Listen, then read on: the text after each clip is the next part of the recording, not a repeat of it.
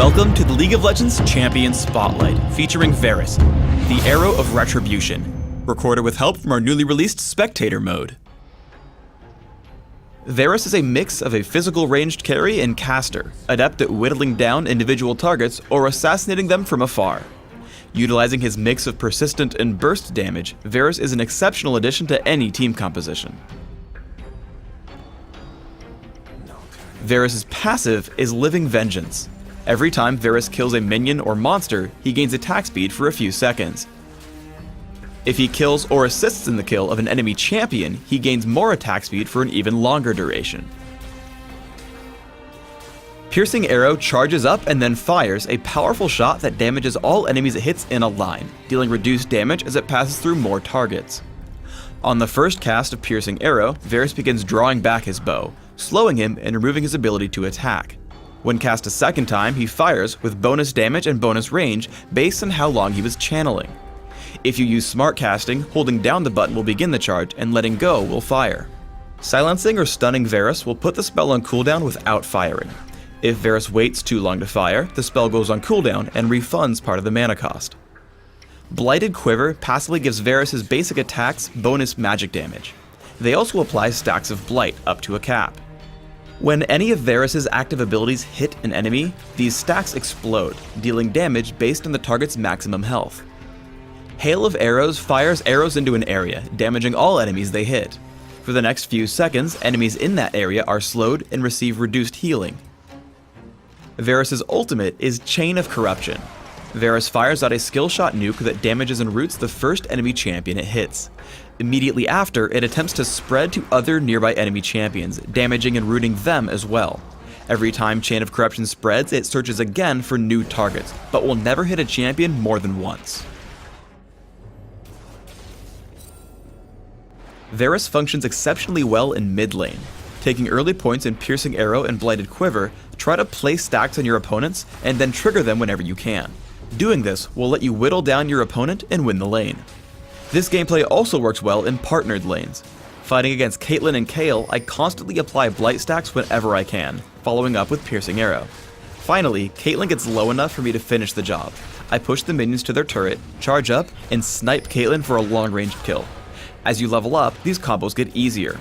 Once you reach enough Blight stacks, lock your target down with Chain of Corruption and keep attacking. Toss out Hail of Arrows for the slow as soon as the route ends, and finish off your target with a quickly fired Piercing Arrow.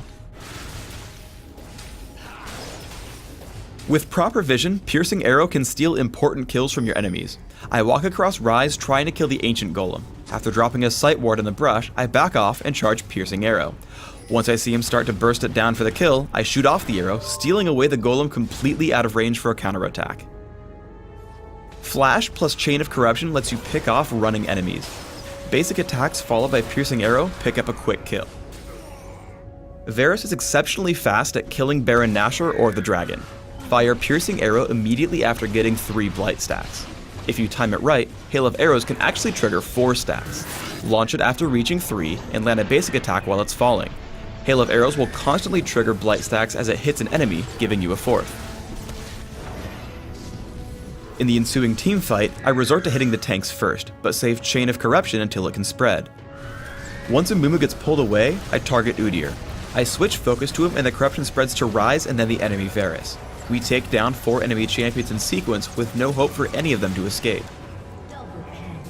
Varus' long range makes him great at defending capture points in Dominion. As Dr. Mundo and Alistar begin capturing the Boneyard, I charge up Piercing Arrow and interrupt them both. I walk out of range after they stop capturing, but once they turn back in, I head in again for Hail of Arrows. Again, they turn to fight me, so I retreat and charge another Piercing Arrow. Alistar starts another capture, and again I stop him. Fiora and I then enter in to stop them once more. Fiora falls, but I turn to Dr. Mundo, taking him down by stacking Blight and triggering Piercing Arrow.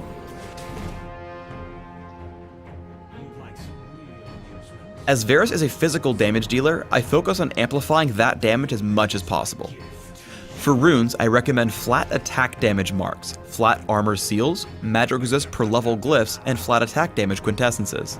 For masteries, I recommend 22-1-7, taking all the physical damage increasing masteries in offense, mana regeneration in utility, and improving my summoner spells. For summoner spells, I recommend Heal and Flash, as these spells will help you navigate and survive fights. On Summoner's Rift, I recommend opening with Boots of Speed and 3 health potions, following up with a couple of Doran's Blades, Berserker's Greaves, and a Vampiric Scepter. Then look for significant damage through Infinity Edge, Phantom Dancer, and Last Whisper. From here, look for items like Guardian Angel, Banshee's Veil, and Bloodthirster. In Dominion, a similar build will work well. I recommend Boots of Speed, Prospector's Blade, and 2 health potions. Grab Berserker's Greaves and head for Infinity Edge, Phantom Dancer, Last Whisper, and Sanguine Blade. Round out your build with Odin's Veil or a second Phantom Dancer. Thanks for tuning in to the Varus Champion Spotlight. Please subscribe to the Riot Games YouTube channel above, and don't forget to thumbs us up just below the video.